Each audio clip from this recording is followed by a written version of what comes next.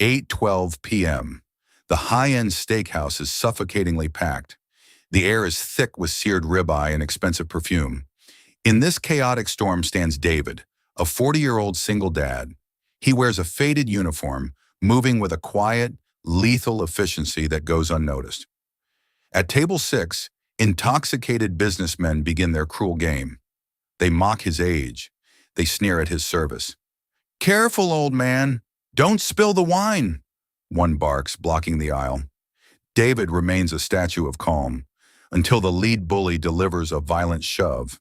The tray wobbles, glasses rattle. Suddenly, David moves with such terrifying precision that the room goes silent. David is 40 years old, but his body carries the memory of a different life. For 5 years, he has been a ghost.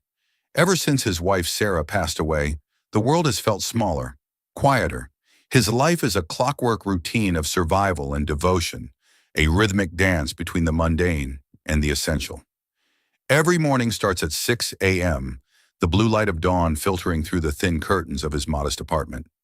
He makes breakfast for his 10-year-old son, Leo, always something protein-heavy, a habit from his training days. He packs a lunch with a handwritten note tucked between the apple and the sandwich. He walks him to school, their conversations brief but filled with the comfortable silence of two people who understand each other's grief. During the day, David works as a part-time athletic trainer at a local community center. The floors are scuffed, the air smells of old rubber and sweat, but to David it feels like home.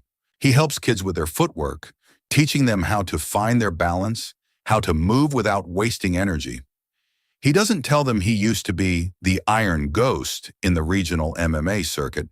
He doesn't tell them about the night he nearly took a man's sight with a perfectly timed counterhook. That man is dead to him, but the real work starts at night. The steakhouse is where the bills get paid. It is where he trades his pride for tips so Leo can have a college fund, a life better than the one he spent in blood-stained octagons. On this particular Friday afternoon, before his shift starts, David is in the backyard with Leo. The grass is overgrown and the wooden fence needs painting, but this patch of dirt is their sanctuary. They aren't playing catch. They are practicing basic drills. Leo is fast. He has his father's eyes, sharp, focused, and always calculating. David holds the pads, his feet anchored to the earth, moving with a subtle fluidity that belies his age. Every time Leo lands a strike, a sharp thwack echoing against the fence, David nods. No praise is wasted. No movement is unnecessary. "Keep your chin down, Leo," David murmurs. "Balance isn't just in your legs, it's in your mind. If you lose your temper, you lose the fight." Leo stops for a moment, wiping sweat from his forehead with the back of his hand. He looks at his father's calloused hands, the knuckles slightly flattened from years of impact. "Dad," the boy asks, his voice small, drifting on the afternoon breeze, "why don't you compete anymore? I saw your old trophies in the garage. They were dusty, but they were gold. You were the best." David looks down at his son. He feels the old ache in his knuckles, the ghost of 1,000 punches thrown in dimly lit gyms where the only light came from flickering neon signs. He was never a world champion, but in the amateur mixed martial arts circuit, he was known as a man who couldn't be broken. He had discipline. He had reflexes that seemed like magic, a preternatural ability to know where a strike was coming from before the opponent even decided to throw it. But that was a different man. That man fought for glory, for the roar of a crowd that didn't know his name 5 minutes after the lights went out. This man fights for a 10-year-old boy's future. "Because, Leo," David says softly, kneeling down so they are eye to eye. He places a heavy, warm hand on the boy's shoulder. "I already won the fight that matters. I won the right to be your father. Every trophy in that garage is just cold metal. You are the only thing that's real. Everything else is just noise." He ruffles the boy's hair, hiding the flash of sadness in his eyes, and heads inside to put on his white shirt and black tie. To the world, he is just a servant, a man who brings the medium-rare steak and refills the water with a polite nod. They don't see the scar tissue on his shins from checking kicks. They don't see the fire hidden behind his professional smile. He enters the restaurant through the back door, checks his station, and prepares for the storm. He knows the Friday night crowd. They are hungry, they are rich, and tonight, some of them are looking for a target to vent their own frustrations upon. By 8:30 p.m., the restaurant is a symphony of clinking silverware, popping corks, and loud, aggressive laughter. It's the kind of noise that usually signals profit, but to David's trained ears, it signals trouble. Table 6 is the loudest instrument in the room. Four men, all in their late 20s, are celebrating a massive business merger. They are wearing bespoke suits that cost more than David's annual rent, but their manners are worth nothing. They have ordered 3 bottles of the most expensive Cabernet on the menu, and the alcohol has stripped away what little civility they possessed. Their ties are loose. Their voices carry across the dining room, sharp and jagged, disrupting the atmosphere for the couples trying to enjoy a quiet evening. They are the kind of men who think money buys them the right to be cruel, who view the staff not as people, but as background furniture. They have been targeting the staff all night. They sent back a perfectly cooked Wagyu ribeye twice, claiming it was too pedestrian. They complained about the temperature of the room, the lighting, and the wait time. But mostly they have been focusing their boredom and intoxicated malice on David. "Hey, waiter!" one of them shouts, snapping his fingers like he's calling a stray dog. His name is Greg. He is wearing a platinum watch that catches the candlelight with every arrogant gesture. "You're moving a little slow tonight, Pops. Is the tray too heavy for you? Or did you skip your afternoon nap?" His friends erupt in a chorus of cruel laughter, the kind that seeks to belittle. David walks over, his expression a mask of professional neutrality. He has learned to compartmentalize his ego. It is a muscle he has trained as hard as his bicep. "My apologies, sir. It is a busy night. How can I assist you?" "Look at him," Greg says, turning to his friends, leaning back so far his chair creaks. "He's so polite. I bet he's scared of real work. I bet he's never broken a sweat in his life without holding a tray. Just carrying plates and bowing. It's pathetic, isn't it? A grown man doing a teenager's job." David doesn't flinch. He has heard worse from men who were actually dangerous. Men with cauliflower ears and broken noses who could end a life with a squeeze. Greg is just a boy with a bank account. "Can I bring you anything else?" David repeats, his voice steady as a heartbeat. "Yeah, bring us another bottle. And try not to trip on your own feet this time, Grandpa," another man adds, leaning back in his chair and deliberately sticking his leg out into the narrow aisle as David turns to leave. David sees the leg. He sees the trap before the man even moves. He doesn't look down. He simply steps around it with a micro movement, a shift in his hips and a slight pivot of his lead foot that would be familiar to anyone who has ever stepped into a ring. It is a clean, efficient dodge that leaves the bully looking foolish as he kicks at empty air. 10 minutes later, David returns with a tray. On it are 4 crystal glasses and a heavy glass decanter filled with blood-red wine. It is a delicate, expensive load. As he nears the table, the energy in the air shifts. Greg stands up suddenly, not with a smooth motion, but with a calculated lunge. He pretends to check his phone, but his eyes are locked on David's shoulder. He accidentally slams his entire weight into David's chest, a deliberate foul meant to humiliate. The impact is significant. A normal person would have been caught off guard, their balance shattered. The tray would have flown, the wine would have exploded across the floor, ruining suits and costing David his job.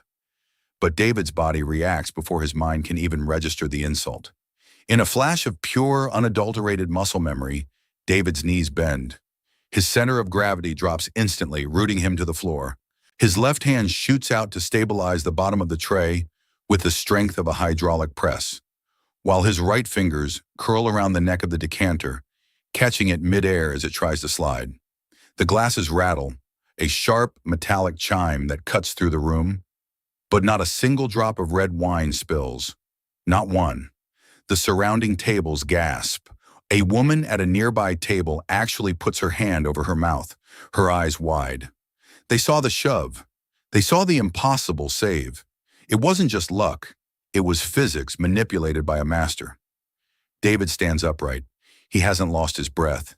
He hasn't lost his cool. He looks Greg directly in the eyes. For the first time that night, the professional mask slips just enough for Greg to see what lies beneath. It isn't anger. Anger is messy. It is something much more terrifying. It is competence. It is the cold, hard gaze of a predator who has decided the prey isn't worth the effort. "Your wine, sir," David says. His voice is a low, steady hum that vibrates in Greg's chest. Greg feels a chill he can't explain, a primal instinct screaming at him to back away. He looks at his friends trying to regain his bravado, but his face is pale. "Watch yourself, old man," he mutters, but his voice shakes just a little. He sits back down, but the air at table 6 has changed. The predator realizes the prey might actually be the one with the teeth. The tension in the room is like a stretched wire, vibrating with the threat of snapping at any second. The other customers are no longer focused on their overpriced steaks. They are watching the silent drama at table 6. The manager is nowhere to be found, likely hiding in the office dealing with an inventory discrepancy. David continues his rounds, but he can feel Greg's eyes burning into his back. Greg is embarrassed. He was made to look foolish in front of his peers. And for a man whose entire identity is built on dominance, that is an unforgivable sin. Greg drinks more. His face turns a deep, angry shade of crimson. He decides he needs to teach the help a lesson to reclaim his pride. He whispers something to his friends, and they all look at David with predatory grins. When David comes back to clear the appetizer plates, Greg decides to escalate. This time he doesn't just shove. He stands up again, blocking David's path completely, his chest puffed out like a banty rooster. "You think you're slick, don't you?" Greg says, leaning in so close David can smell the sour wine on his breath. "You think you can look at me like that? You're a servant, a nobody. Know your place before I put you in it." David doesn't move. He holds a stack of plates in his left hand, his thumb pinning them down with casual ease. "Sir, I am asking you politely to sit down. You are disturbing the other guests, and you've had enough to drink." "I don't give a damn about the other guests," Greg rages, his voice cracking. He reaches out, his hand balled into a clumsy fist, and tries to grab David by the collar of his white shirt, intending to shake him. This is the moment, the point of no return. The room holds its breath. To the average observer, it looks like a blur of motion. To David, time slows down into distinct, manageable frames. He sees the trajectory of the hand, slow, telegraphed, and fueled by amateur rage. He feels the shift in the air pressure as the hand closes in. David doesn't punch. He doesn't kick. He doesn't even drop the plates. He performs a slip, a fundamental boxing move used to dodge a jab. He tilts his head exactly 2 inches to the left, and Greg's hand whistles past his ear, grabbing only empty air. Simultaneously, David's free right hand moves with the speed of a striking cobra. He doesn't hit Greg. He catches Greg's wrist in mid-flight. With a gentle, circular motion, a technique from Aikido designed to neutralize aggression, David uses Greg's own forward momentum against him. He rotates his wrist just enough to create a point of leverage on the small bones of the joint. It isn't enough to break anything, but it's enough to command the body. Greg's entire frame follows his arm. He stumbles forward, his balance completely evaporated as if the floor had turned to ice. Greg's knees hit the carpet with a dull thud. His chair slides backward, hitting the hardwood floor with a loud thwack that echoes like a gunshot in the silent room. David is still standing in the exact same spot. The plates in his hand haven't shifted a millimeter. Not a crumb of leftover steak has fallen. He looks down at Greg, not with malice, but with a strange, tired pity. It's the look a father gives a toddler throwing a tantrum. "Please," David says, his voice cutting through the silence of the restaurant like a sharpened blade. "Sit down. Don't make this something you'll regret in the morning." Greg's friends are frozen. They aren't laughing anymore. One of them starts to get up, his face contorted in a mix of loyalty and fear. But he stops when he sees David's stance. David's feet are perfectly spaced, 45 degrees apart. His weight is balanced on the balls of his feet. His eyes are scanning the room, aware of every exit, every person, every potential threat. It is the look of a man who has lived in the red zone for years. A man who knows exactly how many seconds it would take to incapacitate everyone at the table. The man who was going to help Greg slowly sits back down, his hands flat on the table. He knows he wants no part of this ghost. The restaurant security finally arrives. Two large men in black suits who usually just stand by the door. They saw the end of the exchange. They saw Greg on the floor and David standing like an unshakable pillar of granite. Usually they would blame the staff to protect the high-paying customers. But tonight, the entire dining room speaks up at once. "The guest started it," a man from table 4 shouts, standing up for the first time. "He shoved the waiter. We all saw it," a woman adds, her voice trembling with indignation. The security guards look at Greg, who is now scrambling to his feet, his face twisted in a mask of impotent shame and fury. They don't ask questions. They take Greg by the arms, their grip firm and uncompromising.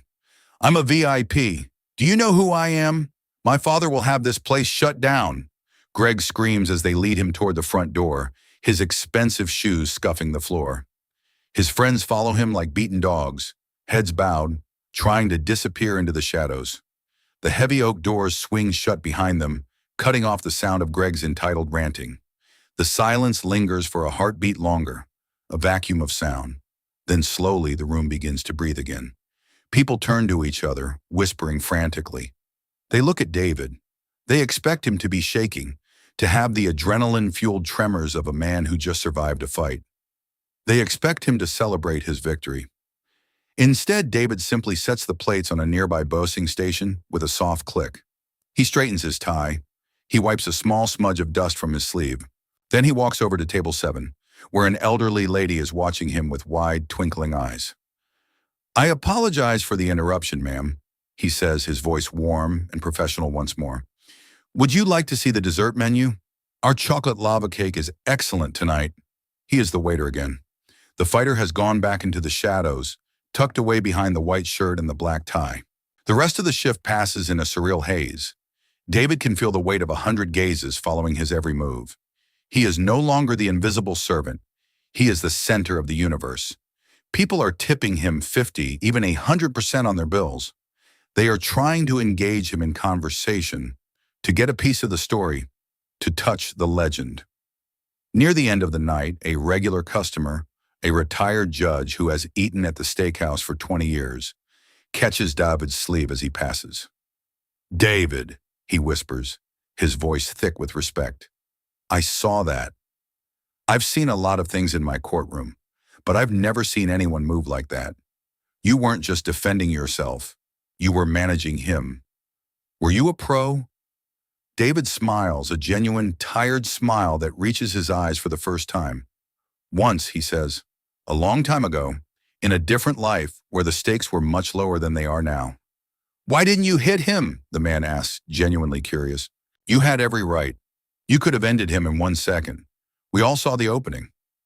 David looks toward the large front window, where the city lights are reflecting off the glass like a sea of fallen stars.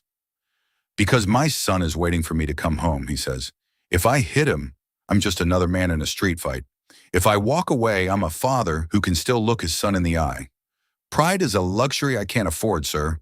He punches out at 11:30 p.m. His muscles ache, a familiar thrum of fatigue that feels like an old friend. He drives home in his old sedan, the heater humming a low tune against the midnight chill. When he walks through the front door, the house is quiet, smelling of lavender and old books. The sitter is asleep on the couch, her head tilted back. David pays her, adds a generous bonus, and walks down the hallway to Leo's room. The boy's awake, sitting up in bed with a book about space. "You're late, Dad," Leo says, rubbing a sleepy eye. "Busy night, buddy. Lots of people hungry for steak," David replies, sitting on the edge of the bed and feeling the weight of the day lift. Leo looks at him, his eyes sharp even in the dim light. "Did you win any fights today?" It's their little joke, born from Leo's discovery of the old trophies. Usually David says something about winning a fight against a broken coffee machine or a difficult customer who couldn't decide on an appetizer. But tonight, David pauses. He thinks about Greg on the floor. He thinks about the surge of adrenaline that had felt like liquid fire in his veins and the immense effort it took to quench it. "No," David says firmly, his voice a promise. "No fights today. Just work." Leo smiles satisfied. "Then it was a good day." "The best," David agrees, kissing the boy's forehead.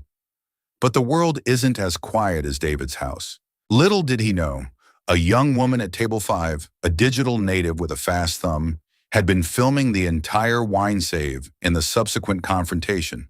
She was a social media influencer with 1 million followers, and she knew gold when she saw it. By the time David wakes up the next morning, the video has gone viral. It's everywhere. X, TikTok, Instagram. Headlines scream, "The Ninja Waiter," "The Single Dad Samurai," "Patience of a Saint," "Reflexes of a God." But the comments aren't what David expected. People aren't just talking about his speed or the way he took Greg down. They are talking about his restraint. They are dissecting the way he held the plates, noticing that even in the heat of a confrontation, his priority was his job and his dignity. "Look at his feet," one comment from a professional trainer reads. "That's elite level balance. He's rooted like an oak tree." But the most impressive part? He never closed his fist. He stayed a professional until the very last second. Another comment, with 50,000 likes, says, "This is what a real man looks like." He protected his dignity without lowering himself to the bully's level.